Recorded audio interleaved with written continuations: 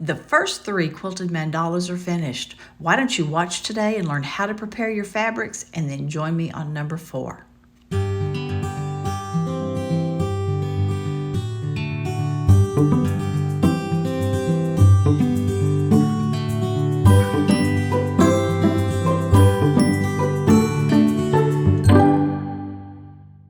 Hey guys, welcome back to Frances Quilts. Well, I hope you've been enjoying the mandalas that we've been making. There are 3 down and 9 to go now. Several people have asked how I was preparing my fabrics for quilting, how I was marking them and getting them ready to go. So today I just wanted to quickly run through the technique and what I'm using to get the piece all marked up and ready to quilt. So let's just go get one ready. All right, I have my fabric cut, a 15-inch square of the backing fabric and the top fabric, and then also the batting. And I have folded this top fabric in place so that I know where the center of my piece is, so right here. The first thing I'm going to do is get my circle drawn on, and I'm going to do that by running a thumbtack up from the bottom into that fabric. Now that's pretty hard to do from the back and get it in the exact spot. So what I have learned to do is to take an awl or a needle or something like that that's fairly thick, and I'm going to poke a hole in that piece of fabric, all 3 of those pieces of fabric. Then I can turn it over from the back, and as I pull the needle, the awl or needle out, I can then place the pin or the thumbtack in right there, and knowing when I turn it over, I'm going to be in approximately the right spot. It's not exactly right, but that's close enough for me. To be tracing my circle, I'm going to be using this very generic ruler that I bought online. I will give you the information of that in the show notes. And I'm just going to place it on top of that thumbtack that I have there. And then this is just simply an eraser from a mechanical pencil that I had. And I'm just going to put that on top of that thumbtack, and that just holds it in place and keeps it from wobbling quite as much.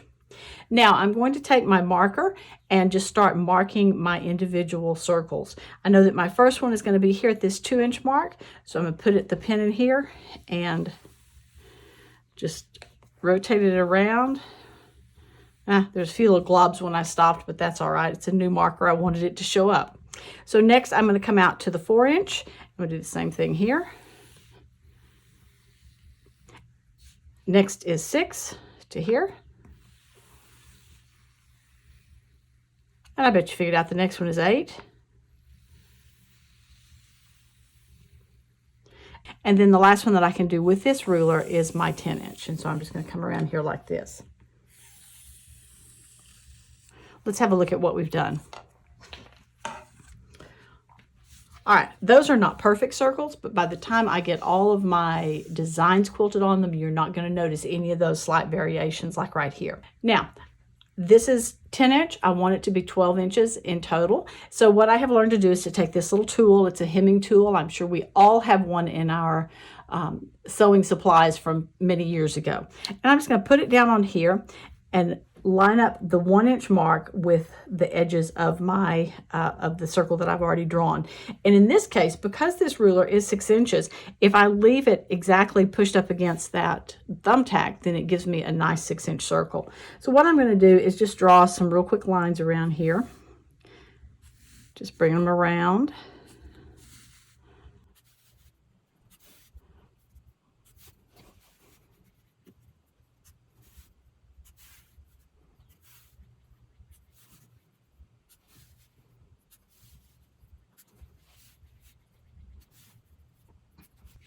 Okay, now we should be able just to take our pen and just draw from around here like this, but personally I find that fairly hard to do.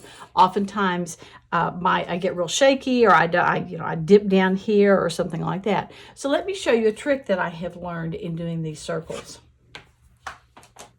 If I will put my wrist right in that area, missing that thumbtack of course, and kind of use it as an axis point, it works very well. So if I'm just going to hold it like this, and I'm just going to just rotate my hand around like this, keeping my wrist on that access point, it really makes it easier to do that outside circle.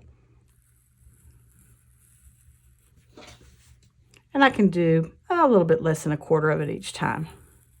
I'm just going as far as my wrist will rotate to.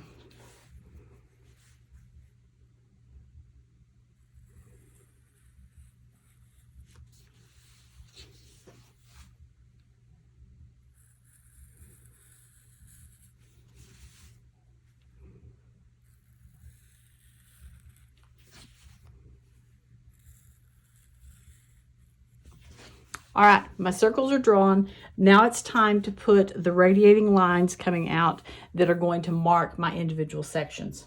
For that, I am using this ruler from Westerly called a crosshair ruler. Once again, I will put information in the show notes about that. And I'm going to do the same thing. I'm going to set it down on that thumbtack that I have and put my little eraser back on top there. That is not necessary, but it sure does help it so that it doesn't slip off of the thumbtack. Now, as you can see, this ruler has 1, 2, 3, 4, 5, 6, 7, 8 different segments. And so I'm just going to draw these out, each one of those segments.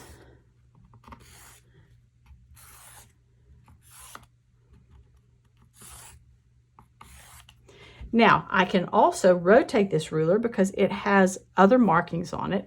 So I'm going to rotate it to where one of those markings is lined up with the lines that I have already drawn. So I have a marking here, here, and here. And now I'm going to draw in another 8 lines. Mind you, I want 32 in total. So you can guess we're going to repeat this a time or two. So now I have split each of those. So now I have 16 different sections. Next, I'm going to do the same thing. I'm going to find a couple of lines and I'm going to line the lines on the ruler up with the lines that I've already drawn. Make sure I have them down here as well. When I've done that, I'm going to do it one more time.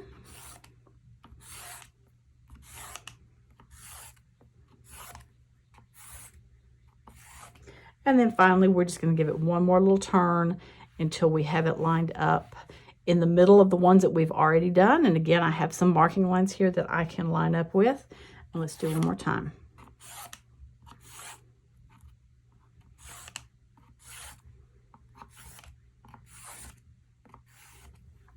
All right, let's have a look.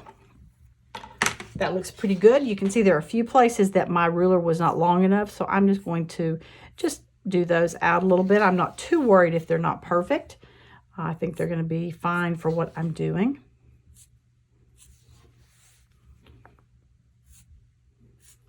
However, if you want to be more careful with them, definitely take a ruler and draw them in. Now let me get rid of this thumbtack here. And the last thing that I'm going to do is draw the lines in the center here. And I'm only drawing every other one because if you remember, my center section is not every single one, but every other one. So I can just pick a line here and draw. Now you have to be a little bit careful to make sure that the lines are lining up okay. Skip that one and go to that one. Sometimes it's a little tricky. So trying to do this on camera, I messed up this center section some, so it's going to look a little bit messy, but let's just see if we can get them drawn in so that we can tell where they are. That one's fine right there. That did us. Okay. Can't talk, obviously, and draw lines at the same time. So here I have every other one coming into the center here, and that's going to give me all the information that I need to quilt this next mandala. As you can see, it's a pretty fast and easy process. I'm using tools that I already had on hand. I'm going to leave you links to all of those, including my marker. It's a fairly cheap washout marker, and I absolutely love it. So I will leave a link to that as well. Next week, we start a brand new mandala. I'm excited about it. I've got it all planned out, and I can't wait to get in here and get to sewing again. So until then, thank you for joining me, and I hope to see you next time on Frances Quilts. Remember, if you like what you've seen, be sure to give it a thumbs up and subscribe.